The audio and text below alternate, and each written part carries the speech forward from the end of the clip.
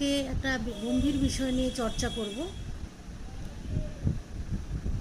যেমনি ভগবান এই যে নিজের পরিচয়, আপনার পরিচয় বিষয়টি বলছেন, যে নিজের পরিচয় মানে জাগতিক পরিচয় নয়, আধ্যাত্মিক পরিচয়, নিজের স্বরূপের পরিচয়। আমার মধ্যে যে স্বয়ং ব্রহ্ম আছেন, আত্মা আছেন, তার পরিচয় কে জানে না? না আমি জানি না। তাহলে যদি আমি জানতে চাই, তাহলে আমাকে কি করতে হবে? এখানে ভগবানের একটা সুন্দর কথা আছে, ডিসিপ্লিন। তো এই যে ডিসিপ্লিনটা আমরা স্কুলে দেখেছি, স্কুলে, কলেজে, সংসারে, নিজের জীবনে একটা ডিসিপ্লিন আমরা মেনটেন করি। কিন্তু আমরা আমাদের মনের ডিসিপ্লিন আমরা জানি না। এই ডিসিপ্লিনটা কিন্তু ঠিক ডিসিপ্লিন হয় যখন আমরা এই যে আত্ম অনুসন্ধান করি, তখন কিন্তু ঠিক ডিসিপ্লিনটা হয়। ডিসিপ্লিন কাকে বলে সেটা আমরা জানতে পারবো, বুঝতে পারবো। তো এই মনের ডিসিপ্লিন, কিন্তু আমরা তো সব জায়গার ডিসিপ্লিন পেয়েছি, কিন্তু সেখানকার ডিসিপ্লিন সেখানেই আমরা ছেড়ে দিয়েছি। স্কুলে বলুন, টিউশনে বলুন, কলেজে বলুন, বাড়িতে বলুন, অফিসে বলুন, ডিসিপ্লিনটা ওখানেই আমরা মেনটেন করি এবং ছেড়ে দিই। আবার আমরা নিজের মতন করে সংসারটা করি, জীবনটা কাটাই। তো এই নিজের মতন করে, কার মতন করে? মানে মন নিজের মতন করে যখন চলে, সেটা ডিসিপ্লিন বলা হয় না। যে ডিসিপ্লিন আমার মধ্যে স্থাপন হবে, মানে ধর্ম স্থাপনা হয়, তো এই যে ডিসিপ্লিনটা যদি আমার ভিতরে স্থাপন না হয়, তাহলে আমি কোনোদিনই ডিসিপ্লিন হতে পারবো না। তো এই ডিসিপ্লিনটা সেখানে তৈরি হবে, এই আধ্যাত্মিক চর্চার মাধ্যমে। এই ভক্তি, ভালোবাসা, যাই বলুন, এগুলো কিন্তু মন দিয়েই তো আসছে।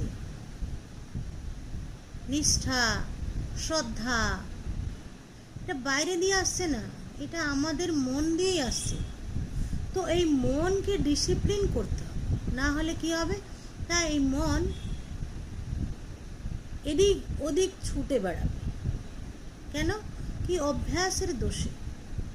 যে অভ্যাসগুলো আমরা করেছি, সেই অভ্যাসের কারণে মন এদিক ওদিক ছুটে বেড়ায়। তো এই মন এদিক ওদিক যদি ছুটে বেড়ায়, তাহলে এই নিজের স্বরূপকে জানা বড় দুষ্কর।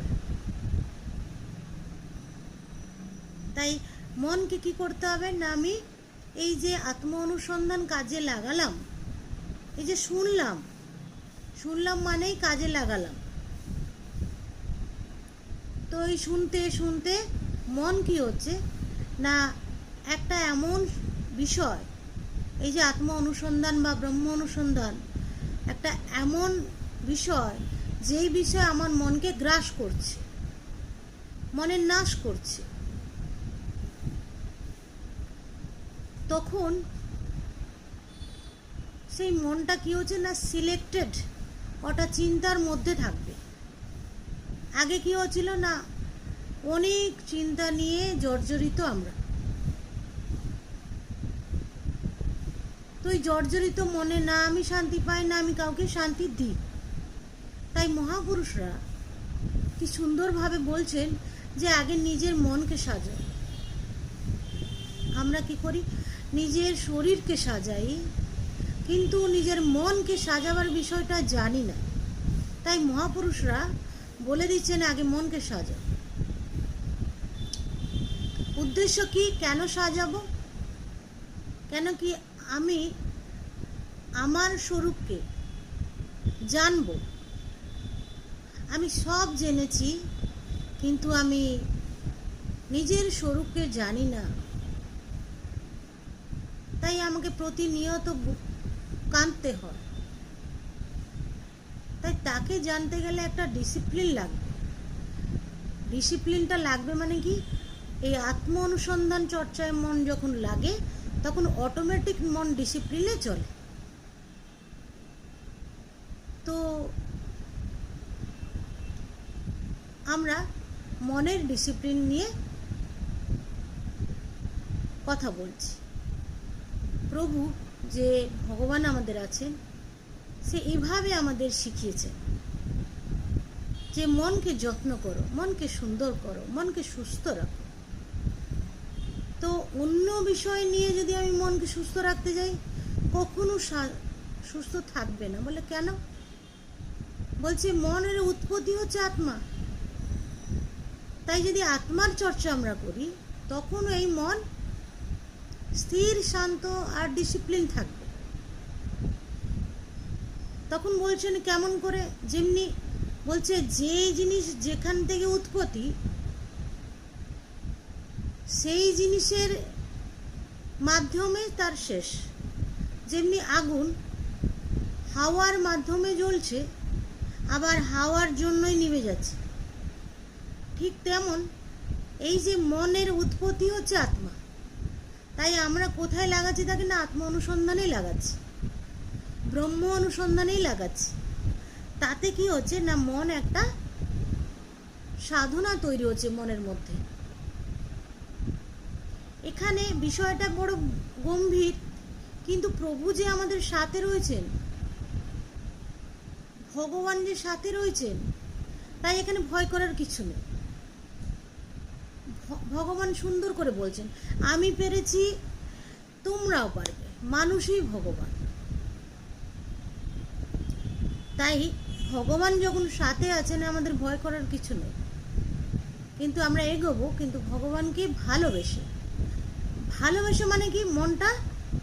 মন ভালোবাসছে কে? মন ভালোবাসে। তো এই মনের মধ্যে কত সুন্দর জিনিস, সুন্দর চিন্তাধারা তৈরি হচ্ছে।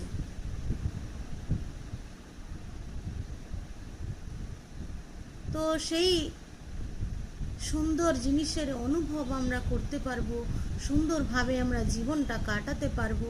এই হচ্ছে ভগবানের উদ্দেশ্য। আমার জীবনের উদ্দেশ্য যদি আমি না জানি আর সব কিছু জেনে বসে আছি, কোনো লাভ হবে না। জীবনের যদি আমি অনেক কিছু করলাম হাসার জন্য, সব কিছু করে ফেললাম, অনেক টাকা পয়সা জমি বাড়ি জমিয়ে দিলাম, কিন্তু হাসতে পারলাম না, আনন্দ করতে পারলাম না, তাহলে এত জমিয়ে লাভটা কি হলো? ঠিক তেমনি ভগবান বলছেন যে মানুষ জীবনটা যে এত আনন্দ আছে, সে তো জানলই না, চলে গেল, জানার আগেই চলে গেল। তাই ভগবান বলছেন জেনে না, জানতে তো অসুবিধা নেই। এই জানতে মনটা লাগে, আর তো কিছু লাগে না। লাগে প্রভু, লাগে ভক্তি, লাগে ভালোবাসা, লাগে আর যা আছে সেগুলো এমনি তৈরি হয়ে যাবে কথা শুনতে শুনতে। এই কথাগুলো আমার নিজের না, প্রভুর কথা, মহাপুরুষদের কথা, স্বামী বিবেকানন্দের কথা, ঠাকুরের কথা। তাই এই কথাগুলো আমার কাছে সহজ কেমনি হলো না? প্রভুর সঙ্গ করেছি যেহেতু, সেই জন্য এগুলো বলতে পারছি, নাহলে অসম্ভব। তো আজকে এখানেই, আশা করি আপনাদের ভালো লাগবে।